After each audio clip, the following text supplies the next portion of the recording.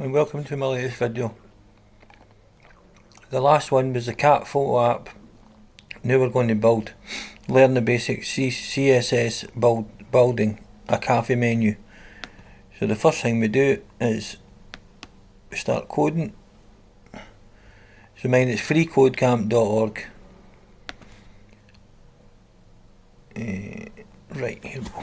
So first thing we do is shift and the key next to the M, shift and number 1, and it's a doc type, so we need doc type all in capitals, HTML or it won't work, HTML, oh, cancel that, language equals English,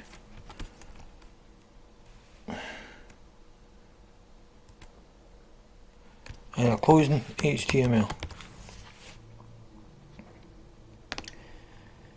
And then it says submit and go to the next challenge. If it doesn't say submit and go to the next challenge, reread what you've typed, and see if there are any spelling mistakes. So I've done a few of them myself. So add a head element with the HTML element. So obviously I've done that, but I'm going to just take that away so you know what. Right, so add a head element with the HTML element, so you can add a title element. The title element's text should be cafe menu. So again, you need a head tag, and it's shift and the keys next to the M for the tags. So a head tag, a closing head tag with a backslash. And inside the head tag you put a title. So it's just a title tag and a CAFEMENU,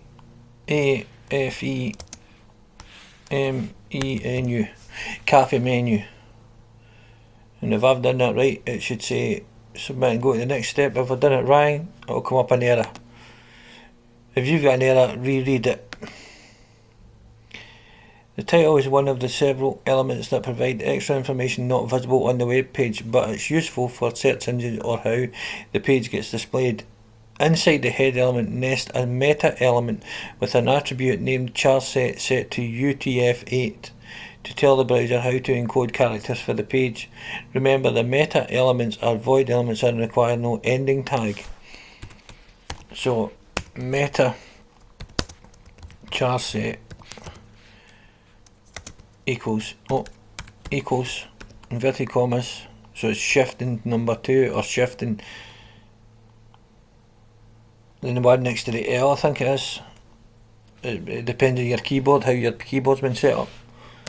UTF-8, and as it says, you don't need a closing meta tag, so that would be a closing meta tag. No, it would be. That'd be a closing meta tag, sorry, but you don't need that, so it's just a self-closing tag. So it's just shift and the one next to the M, but the opposite one, and then it should say submit and go to the next challenge. If it doesn't, as I say, reread it and you'll see why. To prepare to create some actual content, add a body element below the head element. So here we go. It's like your body basically. So you've got a head, you've got a body, and you've got a footer. So you've got a body tag and a closing body tag with a backslash. As long as you've got the backslash, it means closing. Oh.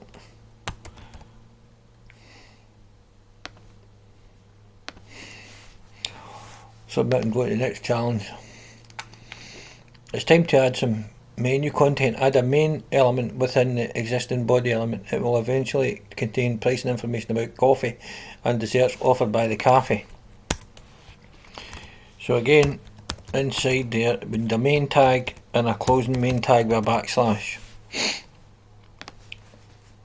And if you've done it right, it should say submit and go to the next challenge. If you've not, reread it. The name of the cafe is Camper Cafe. Add an H1 element within your main element and give it the name of the the cafe in capitalised letters to make it stand out, I would just copy and paste. So Control C, so highlight, Control C, and add an H1. So in the main, we need an H1 tag, and a closing H1 tag with a backslash. Well, don't do what I done. And Control V. And as you see, we've got Camper Cafe on the other side. So if you've done it right, then we should go submit and go into the next challenge. To let the visitors know the cafe was founded in 2020, add a P element below the H element, H1 element with the text estimated 2020.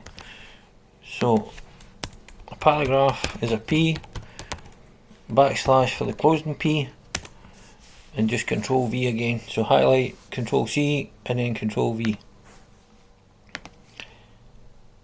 There will be two sections on the menu, one for coffees and one for desserts. Add a section element within the main element so you have a place to put all your coffees available. I'll do that again. There will be two sections on the menu, one for coffees and one for desserts. Add a section element within the main element so you have a place to put all your coffees available. Right, okay, so a section and a closing section. I think that's what the button anyway. It is. Submit and go to the next challenge. Create an H2 element in the section element and give it the text coffee. So again, we need an H2 tag, a closing H2 tag, and just type coffee or just Control and just highlight and Control C, and then Control V. But make sure it's in between these two. 1, 2. It's in between them, or it won't work. Until now, you've had limited control over the presentation and appearance of your content. To change that, add a style element within the head element. So within the head element, just below the title tag, we put a style tag.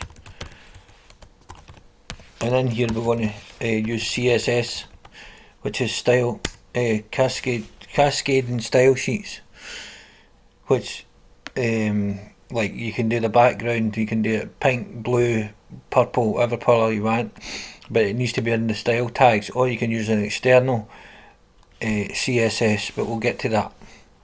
So until now you have limited control over the presentation and appearance of your content. To change that, add a style element within the head element. Right, we've just done that. So you should go to the next one. So submit and go to the next challenge. If it's not right, then check your spelling. It's either that's missing, or that's missing, that's missing, or that's missing, or that's up the top is a backslash, but no, that's opening it. You close it there,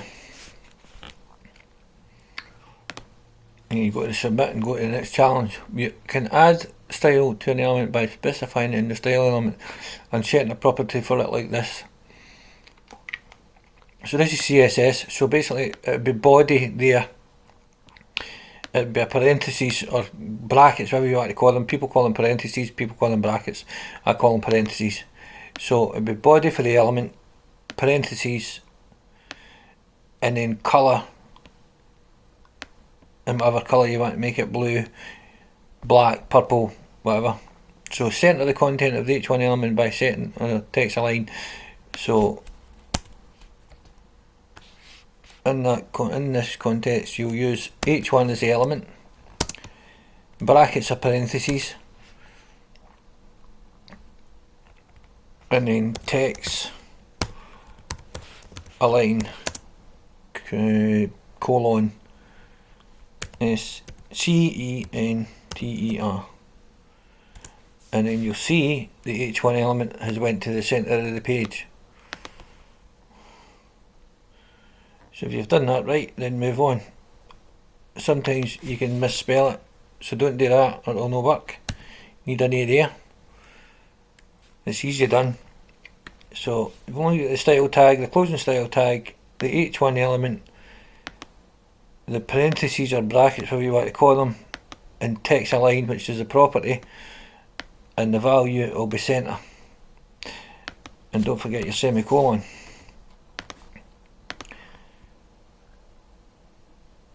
Moving on to the next page. No, we're not. We'll wait. Right. In the previous step, you used a type selector to style the H1 element. Center the content of the H2 and the P elements by adding a new type selector for each one to the existing style tag, to the existing style element. So, H2, parentheses or brackets.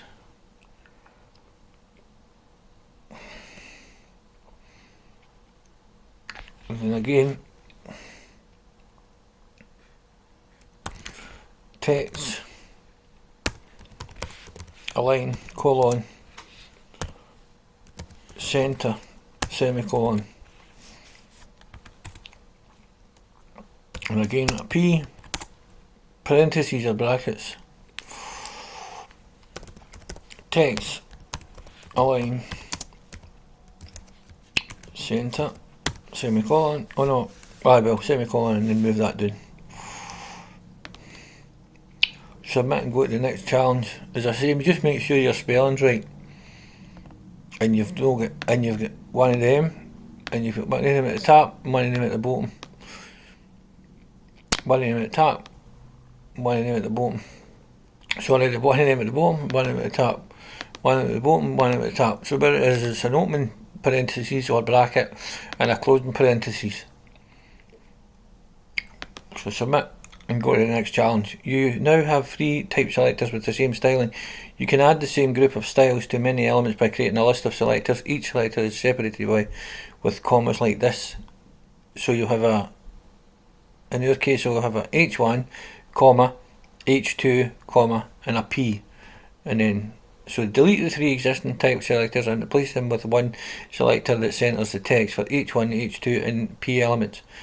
So, just highlight all that, delete it all, and don't panic.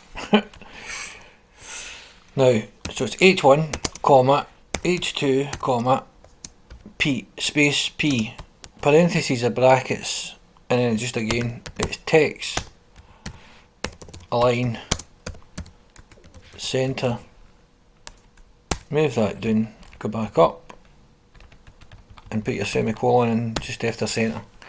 And then you'll see everything's been centered. And it should know you've either missed that bit, text, spelt it wrong, or you've not put commas in. So H1, comma, H2, comma, and a P, and make sure they're in the style tags. If they're not in the style tags, it won't work because that's CSS. So you have styled 3 elements by writing CSS inside the style tags. This works, but since there will be many more styles, it's best to put all the styles in a separate file and link to it. So a separate style CSS, as I say, is an external CSS. So a separate style CSS file has been created for you. So basically it's there, but in a computer it'll be somewhere else. So you can switch between the files with the tabs at the top of the editor. Start by rewriting the styles you have created in the style CSS file. Make sure you exclude the opening and closing style tags. So that's the index. That's the HTML there.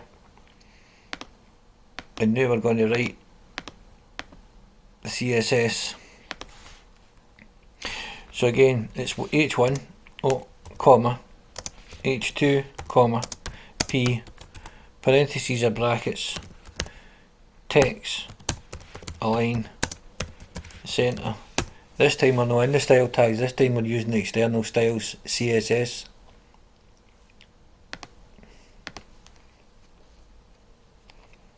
Now that you have the CSS in the style CSS file, go ahead and remove the styles. So inside the style tag, remove all of that H1P text align center. We don't need that anymore because we've got an external file.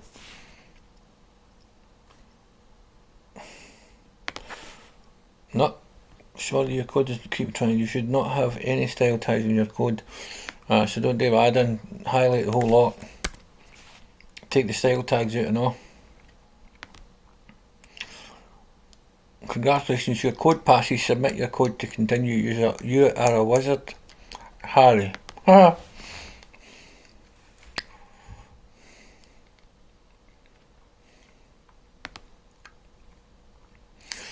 Submit and go to the next. Right, now you need to link the style CSS file so that the styles will be applied again. Inside the head element, add a link element, give it a relationship, or REL, I call that relationship attribute with the value of style sheet and the href, so the hyperreference href, they say hyperreference, it's href for short, attribute with the value of styles.css. Note that the link element is a void element. Right, so link relationship equals style sheet href, so hyperreference equals styles or whatever your in this case it's styles, but whenever you're doing it on your computer it'll be whatever the file's called.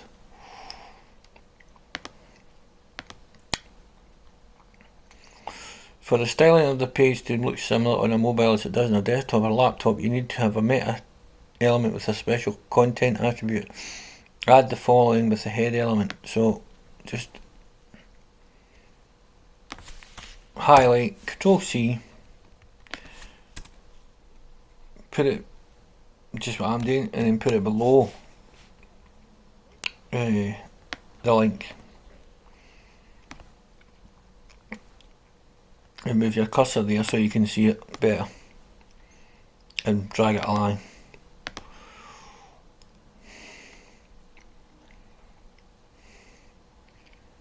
Right, so the text,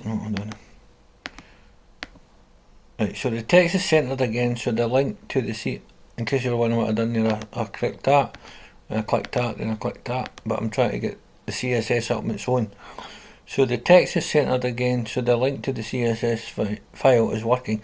Add another style to the file that changes the background colour property to brown for the body element. So here we go. So we're adding another style. So body for the element, parentheses or brackets, and this time it's no text align, it's background minus COLO, and spell colour like that or it won't work.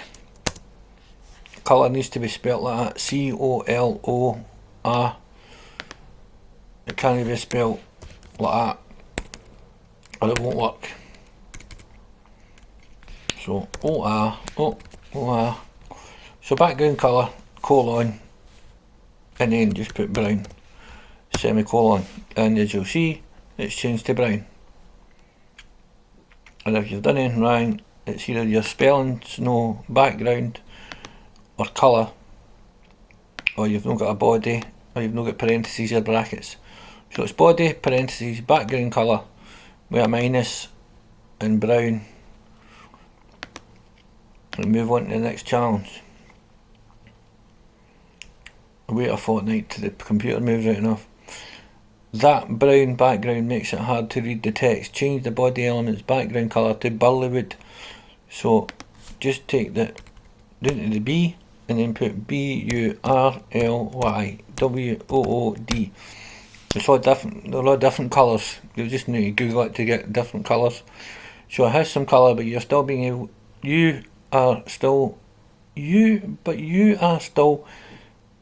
That doesn't make sense. Burlywood, so it has some colour, but you are still be able to read the text. So it has some colour, but you are still be able to read the text. That doesn't make sense. Or does it? That brown background makes it hard to read the text. To change the body element's background colour to burlywood so it has some colour, but you are still be able to read the text. I think that should say, but you are still able to read the text, and forget the B. Anyway, not to worry. Moving on. Right, the div element is mainly used for design layout purposes. Unlike the other content elements you have used so far, Add a div element inside the body element and then move all your elements inside the new div element. Inside the div tag, add an ID attribute with the value menu. Hold on to read that again. So the div element is usually meant for design layout purposes, unlike the other content element you have used so far. Add a div element inside the body element. So div, closing div, and then move all the other elements inside the new div.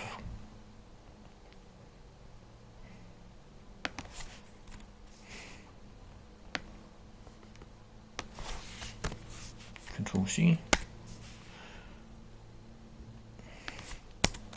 Control V.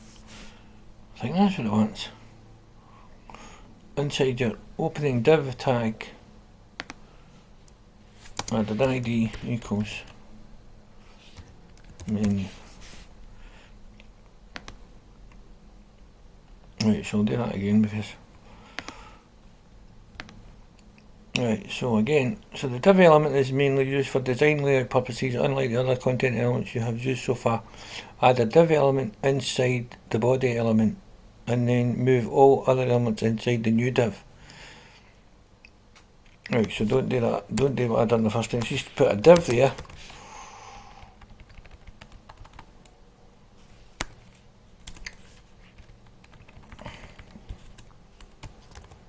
And a div. No, and a closing div, sorry.